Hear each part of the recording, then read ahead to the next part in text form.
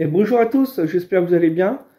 Aujourd'hui, on va faire une nouvelle vidéo. Il s'agit d'un grille-pain de la marque Smeg. Cet appareil-là, on me l'a apporté car la personne qui s'en servait, ça a fait tout disjoncter lorsqu'il a mis le grille-pain en fonctionnement. Tout a disjoncté, il n'y avait plus de jus. Il a remis le jus dans son logement et le grille-pain ne fonctionnait plus après. Donc il a voulu refaire le pain grillé, puis ça marchait pas. Donc ça vient vraiment du grille-pain. Alors je vous fais voir tout de suite. Hein. Je vous donne tout de suite la panne. Vous voyez là, bah, c'est cramé. Donc on va regarder. J'ai un grille-pain là sous la main, donc je vais en profiter pour filmer. C'est celui qui est en panne justement. Et on va voir un peu, parce que j'ai trouvé deux versions pour le même modèle de grille-pain. Pour avoir le modèle de votre grille-pain, vous prenez le dessous du grille-pain, c'est marqué Smeg déjà, et ici vous avez mode, ça veut dire modèle, et c'est un T comme Thérèse, S comme Sophie, F comme Fabienne, ensuite 01, et c'est écrit bleu. Donc, vous pouvez l'avoir de différentes coloris, c'est pour ça qu'on a le bleu ici. Vous pouvez avoir rouge, vous pouvez avoir d'autres couleurs. Donc ça, c'est pour avoir le modèle. Alors, pour mesurer la résistance, je vais me mettre sur le calibre ohm. Celui-ci, ce multimètre-là, c'est un calibre automatique. Donc, je me mets en ohm, et lui, il calcule automatiquement la valeur. Et vous avez des multimètres qui sont à différents calibres. Par exemple, ohm, vous allez trouver le calibre 200 ohms, 2 kilo ohm, après 20 kilo ohm, 200 kilo ohm et certains 2 méga ohm. Donc pour tester juste une plaque comme ça de résistance, il faut prendre le calibre 200 ohms. Prendre au-dessus, ça servirait à rien. Donc je prends mon multimètre, là ça fait un peu de bruit mais hop, je le mets en mode ohm. Donc sur cette plaque de résistance, j'ai 3 fils. Tout simplement parce qu'il y a 2 fils qui sont reliés ensemble. Celui-là, il part ici. On le retrouve de l'autre côté. Donc il va falloir, sans le démonter, hein, mais moi il est démonté, c'est pour ça que je m'en sers, tester la résistance. Donc je le fais devant vous. Là, il n'y a rien du tout. Là, il n'y a rien du tout. Si je teste entre là et là, il n'y a rien du tout. C'est forcé puisque ça a cramé. Je vous le remets encore une fois. Ça a bien cramé. La résistance, elle est coupée. Pour réparer ce grille-pain, ces résistances-là sont épuisées. On ne peut plus en trouver dans le commerce.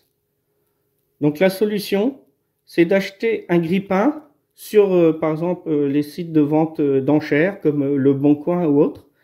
Donc l'acheter pas cher. Celui-là, je l'ai payé 20 € pour avoir les résistances fonctionnelles. Donc ça, c'est le grille-pain. On voit les tranches de pain ici. Vous avez une résistance qui va chauffer là, ici. Une résistance au milieu.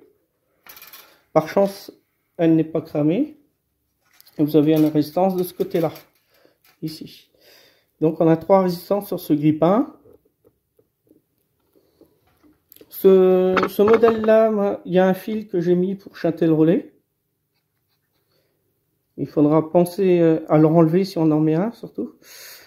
Donc, on voit qu'il y a des composants CMS. Vous avez un relais, vous avez un électro-aimant ici.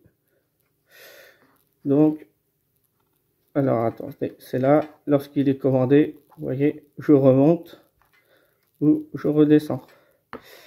Il y a un condensateur ici de lissage.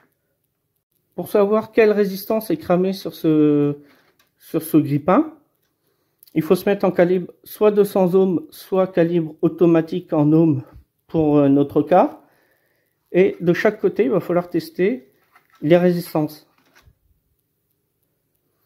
Donc, il faut penser qu'il y en a une ici et une ici. Et que c'est pas branché en parallèle, c'est branché en série des résistances. Donc pour ceux qui veulent tester leur résistance sur le 220 pour voir si ça fonctionne, ne faites pas l'erreur de brancher une seule résistance en 220, parce que là vous allez la cramer directement. Pour démonter tout ça, pour changer une seule plaque, enfin une seule résistance, il faut tout démonter, c'est la galère. Il faut enlever toutes les tôles en fait. Vous en avez là, vous en avez là. Il y en a qui sont déjà enlevés, il faut enlever sur le côté derrière. C'est pas facile, c'est pas facile. Je vous fais voir l'autre côté du grippin. Donc là, vous voyez, lorsque tout est monté, le fil est pris comme ça, à peu près, sur la moitié. Dedans, il n'y a pas de fusible thermique ou quoi que ce soit.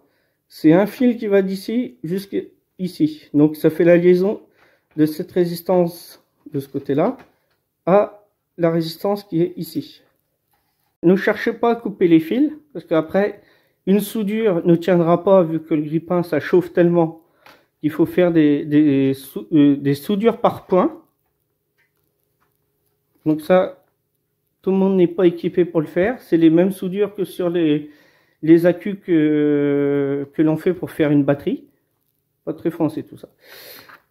Donc, n'allez pas couper ce fil-là, c'est directement un fil d'ici à ici. Là, c'est une des résistances que j'ai récupérées sur le grippin que j'ai commandé à 20 €. Donc, je vais mesurer tous les fils que je rencontre. On voit qu'il y en a 3 dessus. Il y a 3 fils. Donc, je prends par exemple le marron. Ce fil-là, bien sûr, il est coupé, donc je vais me mettre ici. Ah, je suis à 50,9 ohms. 50, je ne sais pas si vous arrivez à voir dans la caméra. 51, ouais, 51 ohms. Si je mesure avec la patte qui est à l'opposé ici, j'obtiens 1,1 ohm. C'est bizarre, tiens. Comment ça se fait?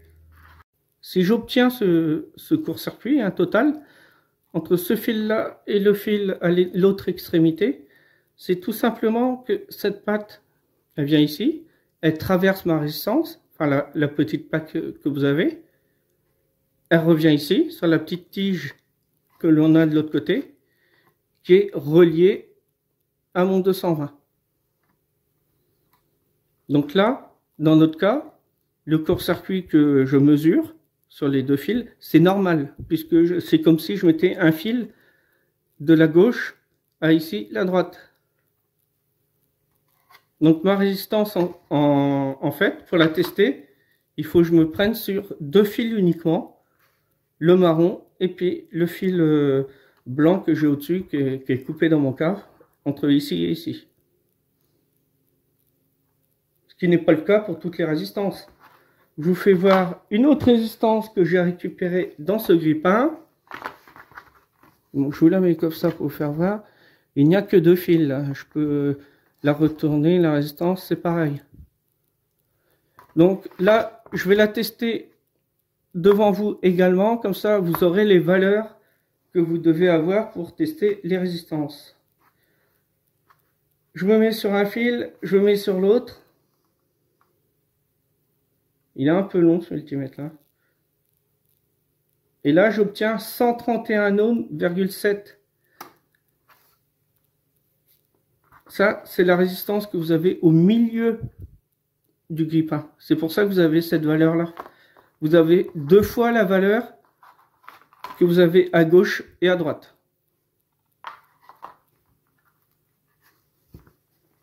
Donc dans le grippin, j'ai récupéré que ça, que les plaques comme ça. Il y en a 3. Une pour ce grippin et 2 autres qui peuvent me servir pour un prochain grippin. Et je vais vous faire voir l'électronique. Là voici, c'est différent de ce que je vous ai fait voir tout de suite. Pourtant, c'est le même modèle de grippin. Donc ça peut porter à confusion. On peut croire qu'on n'a pas acheté le même grippin et en fait si. C'est juste qu'en fait on a changé l'intérieur, l'électronique. Donc là, j'ai un électroaimant, comme vous voyez ici. Donc, toujours calibre ohm sur mon multimètre. Je vais le mettre comme ça, vous allez peut-être mieux voir hein, quand même. Je vais venir, dans mon cas, c'est 2 fils rouges hein, qui repartent pour l'électroaimant. Si je mesure, j'obtiens 120 ohms. 120,5, on est à 0,6. Ça fait 120 ohms pour l'enroulement pour cet électroaimant. Donc vous pouvez avoir une deuxième panne sur ce grippin. C'est tout simplement, ici ça peut s'encrasser.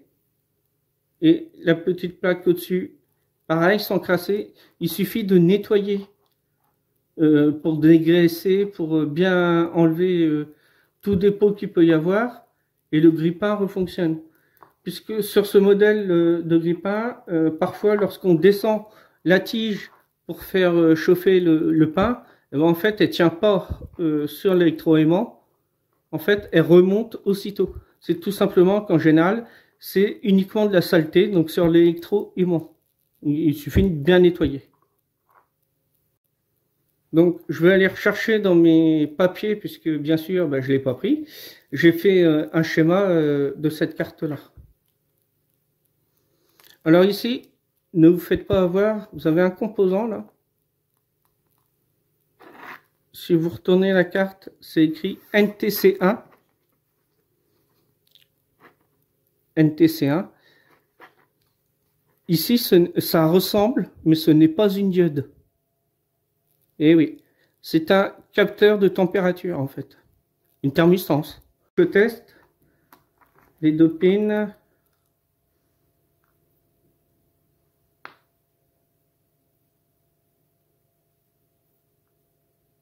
Je suis à 25 kΩ pour le capteur de température ici. Alors, ma valeur en ohms sera peut-être différente chez vous lorsque vous allez mesurer, tout simplement parce que la valeur en ohms va jouer selon la température de la pièce.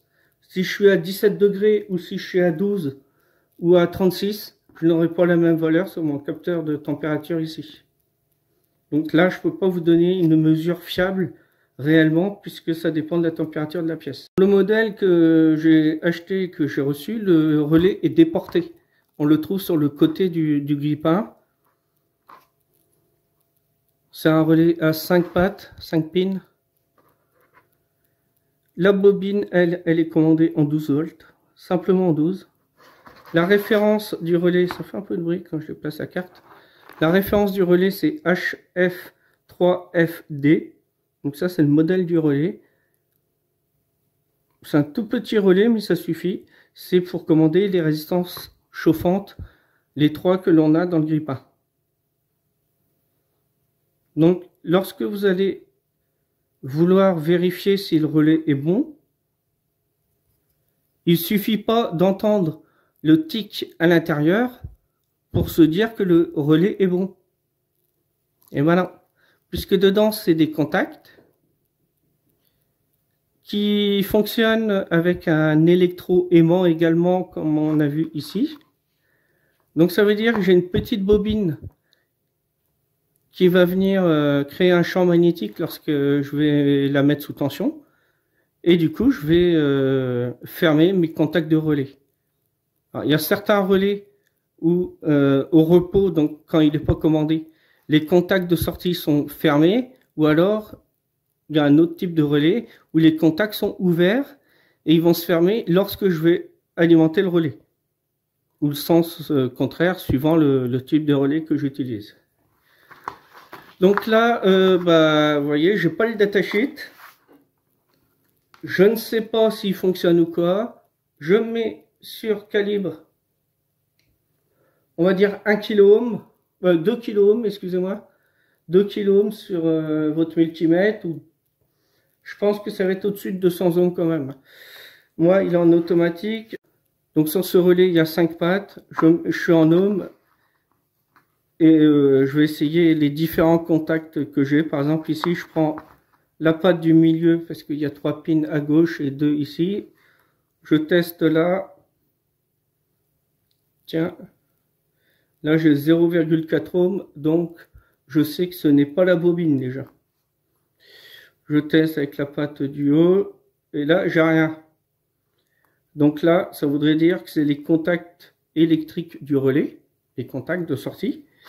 Et du coup, je vais tester, comme il reste que 2 pattes que j'ai pas testées, j'ai testé la patte du haut et la patte du bas, et j'obtiens 396 ohms. Faut vous faire voir que je ne dis pas de bêtises, que c'est vraiment ça. Je refais la mesure devant vous. J'ai tourné ma petite carte. Maintenant, les 3 points de connexion du relais, les 3 pins, on va dire, elles sont en haut, et là, vous en avez 2 en bas. C'est juste que j'ai tourné la carte parce que c'est plus facile pour moi. Ici et ici. J'obtiens 397 ohms. Voilà pourquoi je vous ai dit de choisir un calibre de 2 kΩ. Parce que 200 ohms, vous n'aurez pas pu avoir la valeur. Vous n'auriez pas pu avoir la valeur. Donc la patte du milieu et les 2 pattes ici en bas, dans notre cas, eh bien ça sert pour le contact électrique.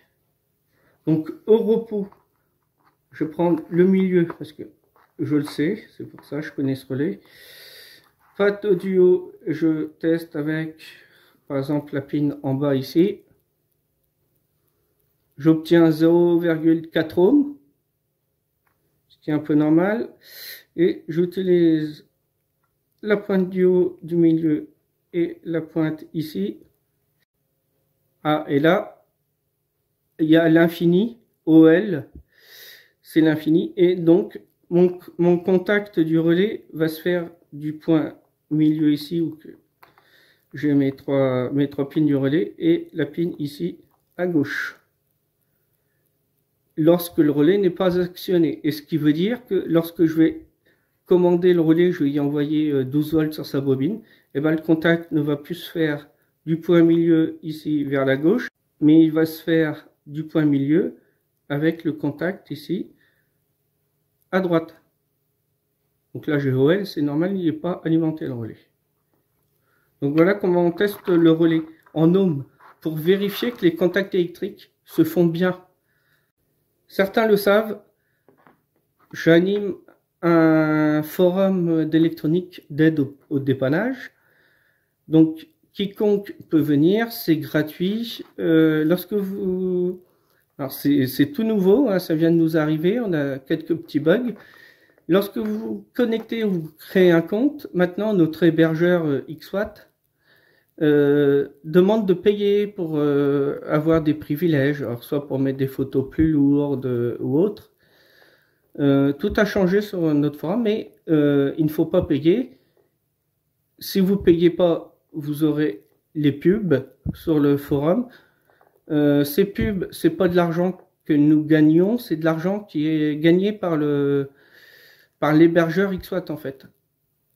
Et pour en revenir à notre relais et notre forum, c'est que bien souvent je vois des commentaires, des réponses à un sujet que la personne nous dit le relais fonctionne puisque je l'entends qui fait clac au démarrage par exemple sur un ampli.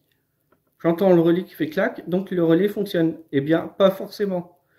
La bobine fonctionne, mais pas forcément les contacts du relais. C'est ce qu'on a testé ici en ohms. Donc bien sûr, pour tester votre relais ici, là, pensez à débrancher cette fiche-là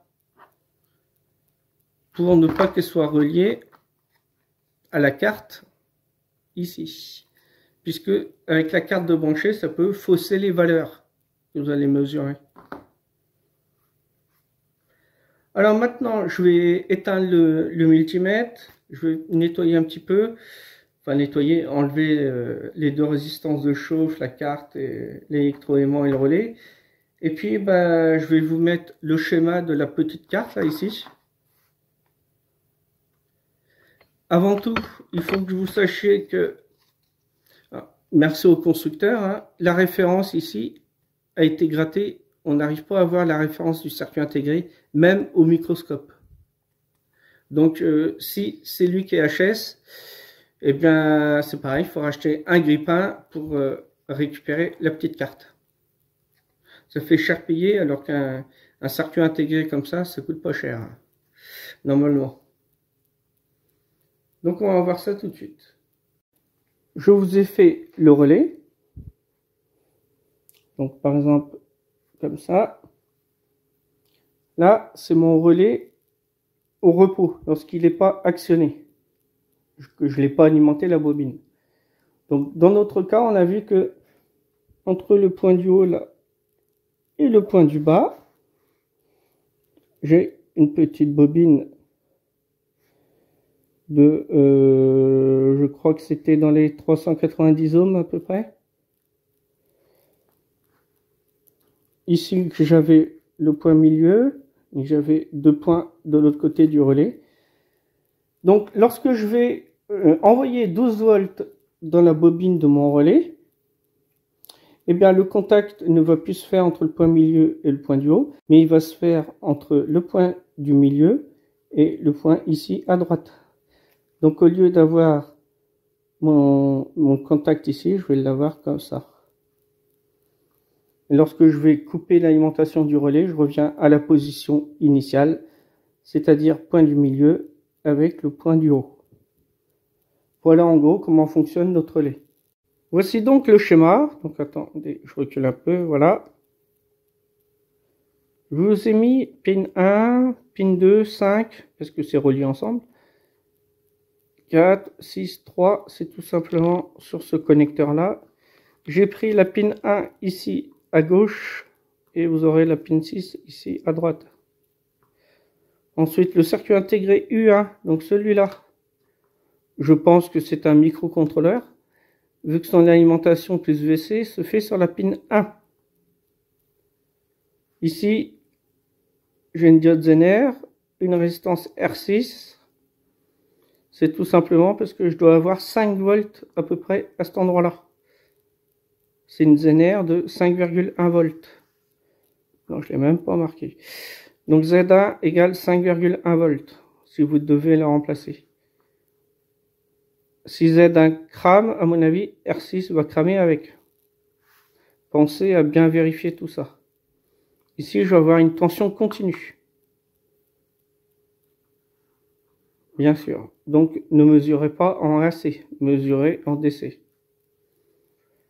Ici, je vous ai écrit Bagel avec un interrupteur, vous voyez, un petit contact, c'est un petit switch. Donc, c'est pas j'appuie une fois, ça reste enclenché, c'est j'appuie, le contact se ferme, je relâche, le contact s'ouvre. Alors, je vous ai écrit Bagel cancel defrost, c'est tout simplement ce qui est écrit à chaque contacteur. Et vous avez ici, vous voyez, des petites LED. Eh bien, je vous l'ai remis ici, les petites LED avec les dénominations. Oh, j'ai réussi à le dire, je suis content. Cancel et l'autre, 1, 2, Bagel. Là. Donc tout ça, R3, à quoi ça sert? Ça sert à limiter le courant qui va passer par mes LED. Si je ne mets pas R3, que je mets un fil d'ici à ici, je crame mes LED puisque je n'aurai rien pour diminuer le courant, pour pas qu'il y ait trop de courant qui circule à travers ma LED. Donc R3 protège ici. R8 va protéger les deux LED ici. Elles sont en parallèle. Et alors attendez, ça, et on a mes LED ici. Et ben on a dans notre cas une résistance pour chaque LED. Tout simplement. On repère, c'est comme une diode. La cathode va être reliée au GND et l'anode pour le plus. Donc, que dire de plus sur cette carte? Il n'y a pas grand chose à dire. Sur tous les grippins que j'ai fait de cette marque, je n'ai pas encore eu le circuit U1 qui était HS. Et je n'ai pas encore vu la diode Zener Z1 non plus, ni R6. Les LED, je les ai pas encore vus non plus HS. À vrai dire, j'ai rien vu sur cette carte. Il n'y a qu'une fois que la carte avait été défoncée, donc c'est normal, c'était cassé en dessous. Et du coup, il avait fallu changer la carte complète. Sinon, il y aurait eu plein de fils partout, ça aurait pas fait propre. ici vous avez la NTC. Donc un côté, je suis ici placé entre la résistance R2 de 20 kΩ et la résistance R7 de 200 ohms. J'arrive sur la pin 11 du circuit U1. Donc vous voyez bien que si ma valeur de NTC1 augmente ou diminue, eh bien la tension que je vais avoir ici, alors je sais plus trop c'est combien, c'est dans les 15 volts il me semble. Cette tension là va changer sur la pin 11, elle va changer suivant la valeur de NTC1. Au début, j'ai mon grille-pain qui est branché, il n'y a rien d'allumé.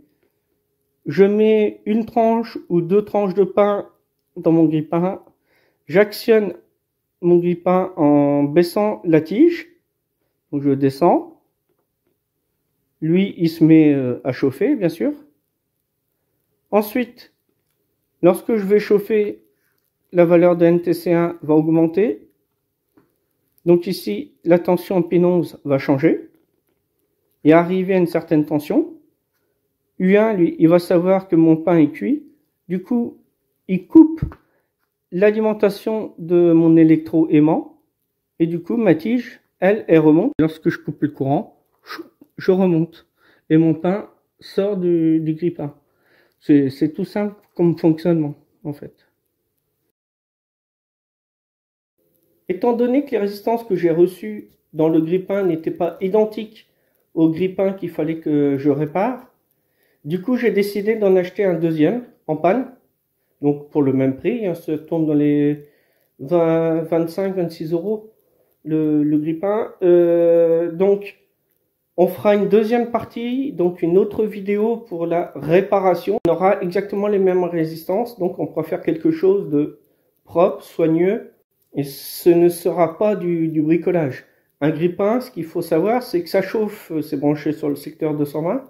Donc si on fait du bricolage, eh bien il y a un risque d'incendie quand même. Donc pour être sûr qu'il n'arrive rien, j'ai décidé de racheter un deuxième grille-pain, avoir les bonnes résistances pour remettre tout à l'identique, pour pas faire d'ajustement, de bricolage et tout ça. Donc on verra ça la prochaine fois dans une autre vidéo. Là je coupe pour cette partie-là. J'espère que ça vous a plu. N'hésitez pas, le petit pouce toujours vers le haut. Toujours. Le petit commentaire fait toujours plaisir également. Et moi, je vous souhaite un bon week-end. Je crois que la vidéo sortira soit ce samedi, soit ce dimanche. Ça dépend parce que je vais avoir beaucoup d'heures de montage déjà pour cette petite vidéo. Donc, dès que j'aurai fini le montage, je la mettrai en ligne. J'espère qu'elle vous plaira. Donc maintenant, je vous dis à la prochaine pour la future vidéo. Portez-vous bien, profitez bien, soyez sages. Allez, salut, salut!